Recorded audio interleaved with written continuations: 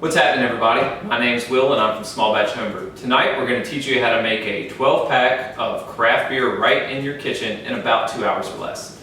So to get started, what you want to do in a 1.5 quart to 2 quart stock pot is bring 6 cups of water up to about 152 degrees. The way you're going to test the temperature is using either a floating thermometer or a stainless steel pocket thermometer. Once it is at 152 degrees, you're going to take your crushed specialty grains. These specialty grains are a mix of crystal malts and biscuit malt. Tonight we're going to be making a pale ale that is going to have a biscuity, toasty flavor, perfect for those summer months. So now that we have it at 152 degrees, we're going to pour in our specialty grains. We're going to take a spoon and give it a quick stir. You're going to make sure it's pretty well incorporated. It's pretty much like making oatmeal. So once it's stirred up well, you're going to add your top and you're going to set a timer for 30 minutes. Now while these grains are steeping, what you want to do is sanitize everything else that's going to come into contact with your beer. Right here we have a small batch 2-gallon fermenting bucket and a 3-piece airlock and a drilled lid. So what we're going to do is disassemble the airlock, add it to our sanitizer that's in our bucket. The way you mix up the sanitizer is you take a tablespoon and a half of one-step sanitizer and a gallon and a half of water. Also, you want to add a teaspoon in a small glass dish. You're going to use this for your yeast later. So now that this is in your sanitizer and your grains are steeping, just hang out for a few and have a beer. Alright, our specialty grains have been steeping for a little while, so in the meantime what we've done is we've taken our dried malt extract and we've poured it into our bottling bucket. You want to make sure that your bottling bucket has the spigot turned off. Now we're going to add hot water to get to about 1.5 gallons. Alright, now that we've added our hot water to our bucket with our dried malt extract, we've gone up to 1.5 gallons. You want to make sure it's mixed up well. You don't want any solids in the liquid, you want it fully incorporated. It's a good idea that when it's filling up to go ahead and give it a little stir, then it'll make it easier in the long run. So now that we've got it stirred and mixed very well, we want to add this to our 8-quart or larger stock pot.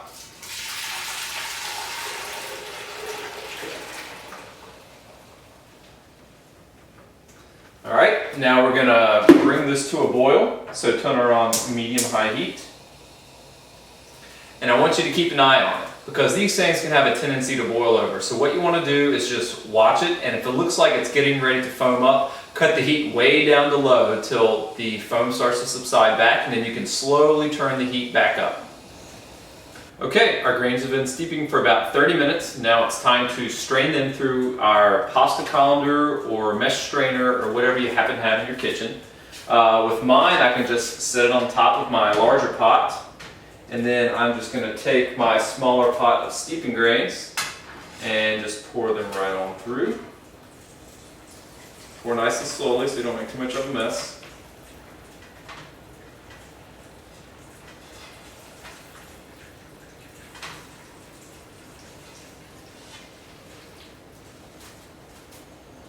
Alright. A little shake, make sure everything's in there. And now you can just set this right back on top of the pot you were using to steep so that I can get everywhere. Now just set this aside for a few minutes. We can clean that later. And you want to finish bringing your wort up to a boil. Now you want to be on about medium-high heat, and again, watch for boilovers. Alright, it looks like our pot is about up to a boil now. So what we're going to do is take our first bag of hops, open them up, and dump them in the pot. Now be careful when you do it, because it can again have a tendency to boil over in the beginning. So just keep your hand on the dial. If it looks like it's going to start to boil over, just dial it back a little bit.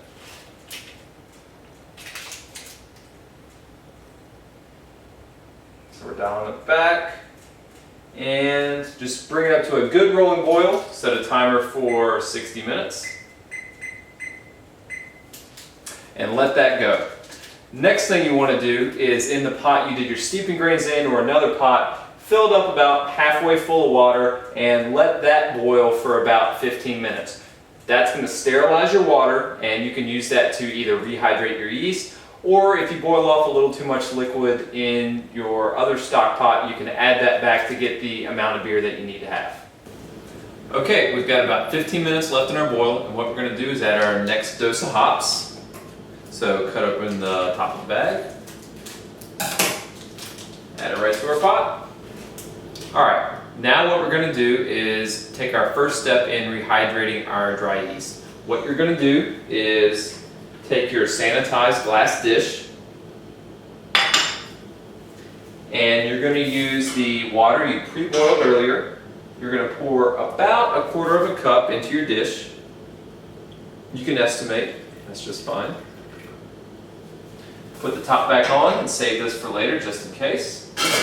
You're going to take some aluminum foil and you're going to cover up your dish, and you're going to set that to the side. You want to let this cool down to about 80 to 90 degrees, which will take about 15 to 30 minutes before you pitch your yeast. Okay, our boil is just about done. It's been about 60 minutes. So what we're going to do, when the timer goes off, we're going to add our last dose of hops. There it is.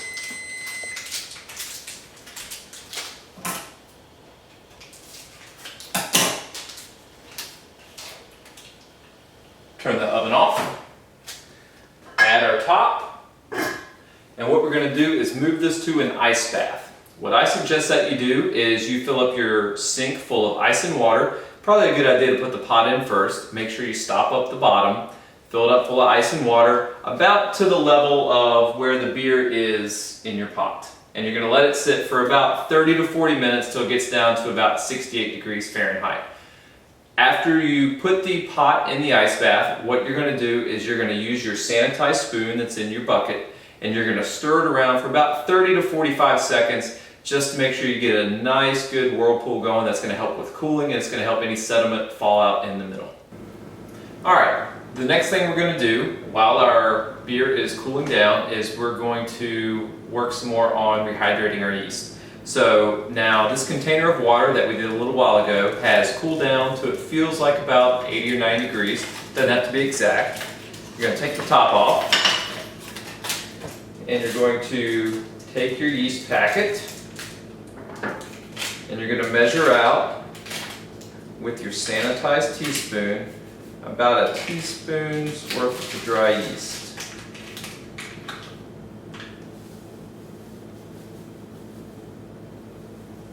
Now you're going to add that, sprinkle it on top.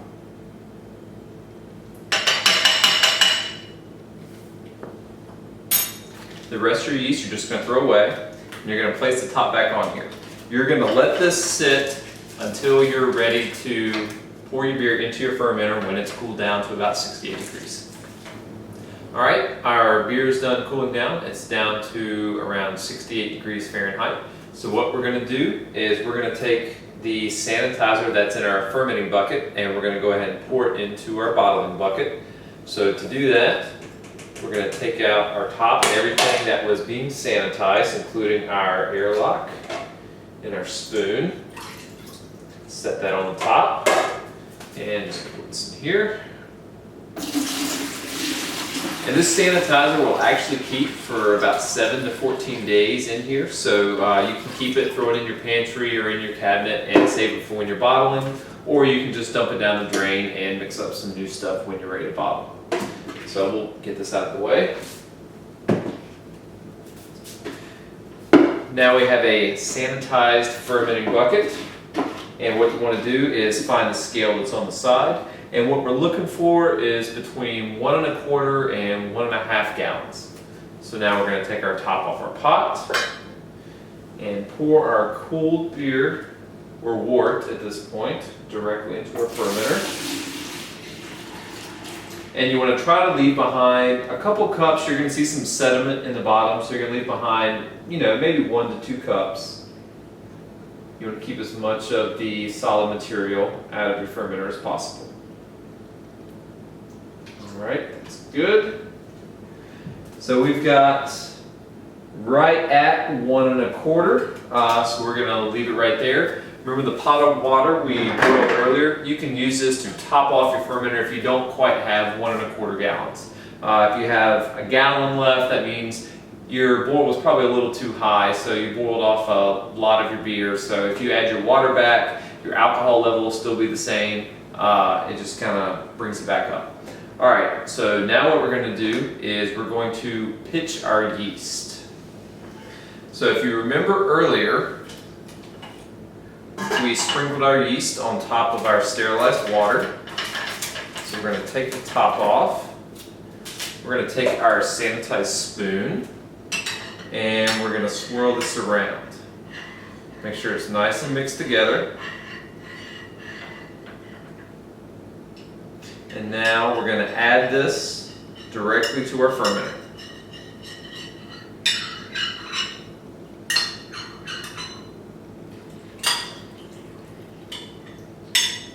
Next thing we're going to do is aerate our wort. And what that means is we're going to basically stir it up for about 30 seconds to a minute. You want to get lots of air, lots of oxygen in here because yeast loves oxygen to get started. So give it a really good stir. All right, I think that'll about do it. So what you want to do is you want to take your sanitized top and click it on. Now with your airlock, what you want to do is fill it up with water or sanitizer. There's a little line on here you can use. So we're going to use our sanitizer. You can use water though.